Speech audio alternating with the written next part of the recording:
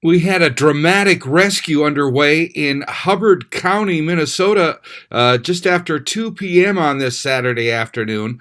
Now, the location of this is southwest of Bemidji or southeast of Bagley, Minnesota, down in the corner of Hubbard County here. Apparently, a pipeliner was in the cab of a piece of equipment that became submerged in water. And the cab of that piece of machinery had plexiglass windows. They couldn't break the windows out to get them out, and they wound up busting a nearby beaver dam to lower water in the area to get to the victim. Here's some of that radio traffic. For a pipeliner stuck inside the cab of machinery that's submerged in the water. The window is plexiglass. They're unable to break it to free him. Again, he's stuck under the water, fully submerged. They would like you to stage at that location.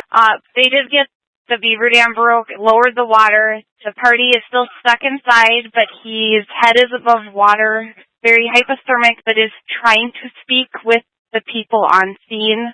Now, a life flight helicopter was called, and there was concern about others who went into the water on this very cold day to help in this rescue. There's one person in the water stuck in the equipment.